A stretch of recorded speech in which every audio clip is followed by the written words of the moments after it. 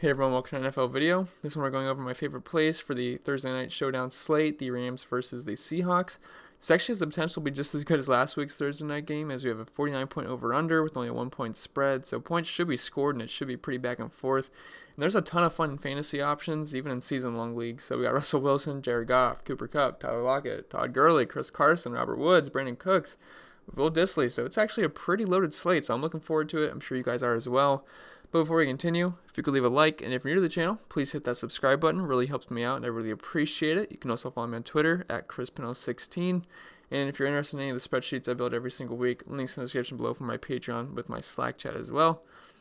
And I think that's just about it. So let's get right into it. We got a lot to talk about. So up top, we got Russell Wilson, 10,600. He comes in as the highest price guy on the slate after somewhat of a clunker versus a very beatable Arizona defense. But he is back at home where he typically plays his best football, and he draws a matchup versus the Rams, who just gave up 55 points to Tampa Bay last week at home. Overall this season, LA's been pretty tough against the quarterback position, allowing 15.7 points per game, which is 8th in the league. They've been much more beatable on the ground, though, allowing the 8th most points per game to running backs. Now, this doesn't mean I don't like Russell Wilson. In fact, I think he's the most likely to score the most fantasy points in this game. I love playing Russ at home, and if they can establish the run, I think Wilson is in for a big game, although I do think they should be able to establish the run. I will say this offensive line is going to be outmatched versus the Rams' D-line, which means Russ is going to be under some pressure when they do throw the ball. But I'm not that concerned about it because the guy plays great when he's on the run and under pressure. Of qualified quarterbacks this season, and by that I mean guys have played 4 games so far. He's 4th in the league in quarterback rating while under pressure, and he's been great in the red zone this season as well. So I do like Russell Wilson quite a bit. He's really expensive, and I mean everyone likes Russell Wilson, but I feel like he's almost a must-play. He's going to be really heavily owned, but I do think he is worth it. Probably not in the captain spot, though. Just a little bit too expensive for me. I don't really like to use quarterbacks in the captain spot. Next guy is Jared Goff at 10,200. He's just another QB to round off our second highest price guy on the slate. Goff is coming off a really good bad game, if that makes any sense. And by that I mean he had 517 passing yards on 68 pass attempts. He had 2 touchdowns, but he also had 4 turnovers. So now I don't expect him to ever throw the ball 68 times again, but I still like him to have a good game here versus Seattle. But there is concern that I do have with him. He plays much better at home compared to on the road. At home in his career, he's averaging roughly 3 more fantasy points per game, which I know doesn't sound like a lot, but over a large sample size, it does add up. I love his weapons, though, in this offensive system, so I don't think he's in any danger of not having a solid performance. Kupp has emerged as a star this season, and Cooks and Woods are elite secondary options to have to throw to as well. Also, defenses have to respect the run with GURLEY in the backfield, and McVay as a head coach tends to make life easier. The matchup is pretty middle of the road, as Seattle is allowing 19.1 points per game, which is pretty much league average. I will say I know the defense hasn't been great this year, but it's tough to play in front of the 12th man in prime time. I think it comes down to this pretty much. So if you're heavier on the Rams receivers, then I'd play Goff. If you want to go heavy on Lockett, Dissly, Metcalf, or whatever, and whatnot, just play Russell Wilson. So if you can fit both in your lineup, Jared Goff and Russell Wilson, I think that's a pretty safe floor, and I think that's fantastic. The problem is they're just super expensive, and it's probably sacrificing you a running back or receiver, which I don't typically love to leave those kind of guys out.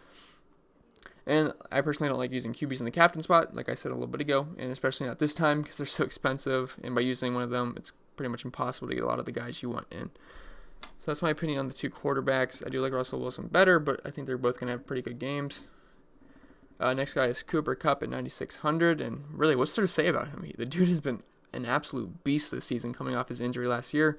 He's 2nd in the league in receiving yards, getting 11 targets per game, got a 27% target share, which is near league high. He's got a low average depth of target at 7.3, but he's more of a possession guy, so it does make sense. But he can make big plays happen as well, as we've seen a few times this season. He's 2nd in the league in targets, and he has a 58% weighted opportunity share. Again, this matchup is not fantastic as the Seahawks are only allowing 32.5 points per game to receivers, which is top 10 in the league, but Kupp will still get his no matter what, and I would be shocked if he doesn't have another solid outing with the amount of targets he sees in this offense. And plus, I've been saying this all year, just him and Goff are buds. I know it sounds stupid, but they have a great chemistry, and it goes beyond the numbers sometimes. Goff will always look his way, especially if he's ever in trouble.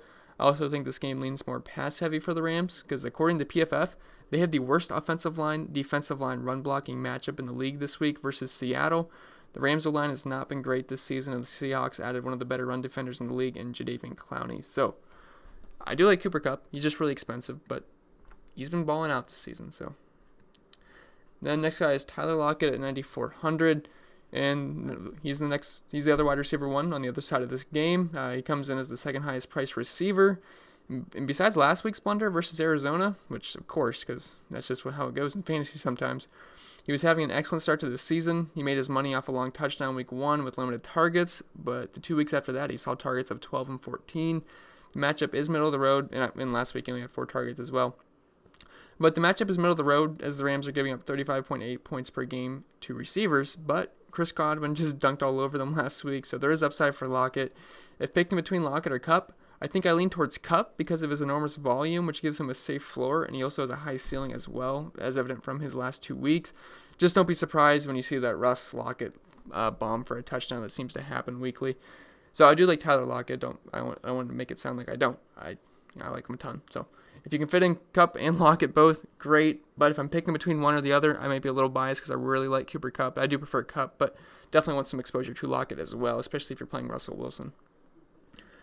And Todd Gurley comes in as the next guy. He's 8,800, and last week was a pretty good game for Gurley in terms of fantasy production. He was heavily involved in the passing game, with the Rams getting absolutely boat raced to start the game, so they never really had time to establish the run whatsoever. He only had 5 carries, but 2 of those did end up going for touchdowns, which really kind of saved his day.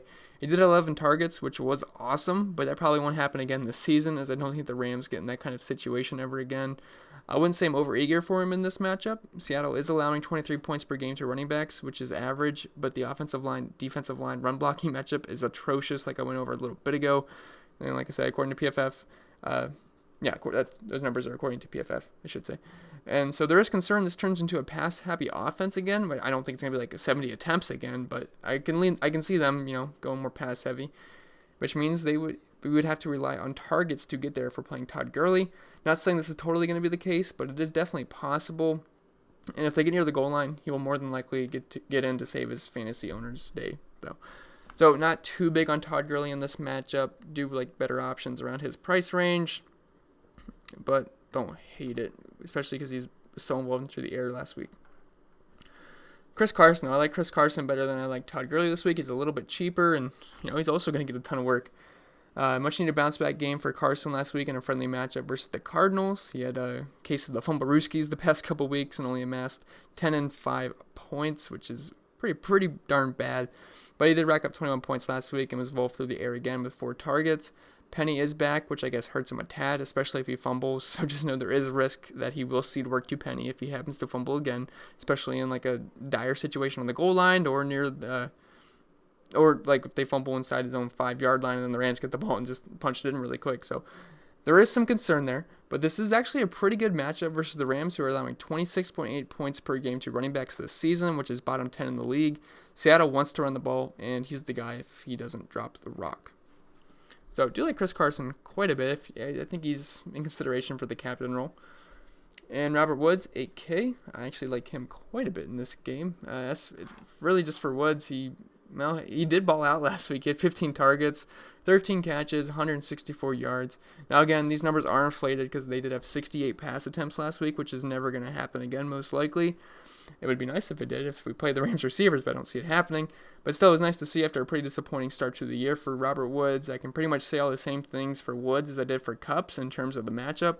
So I'm not going to just repeat myself again. So hopefully you guys remember what I said. But he is cheaper, and he will see plenty of targets, so he's definitely in play with this price, and he has somewhat similar upside to Kupp as well. Just really hasn't shown it too much this season, except last week he hit 32 points, which is awesome. So I do like Robert Woods. I like the price too, and honestly I don't hate him in the captain spot because he actually opens up a lot of salary. Then Brandon Cooks, 7,800. He's the last guy of this trio, and he's also the cheapest guy.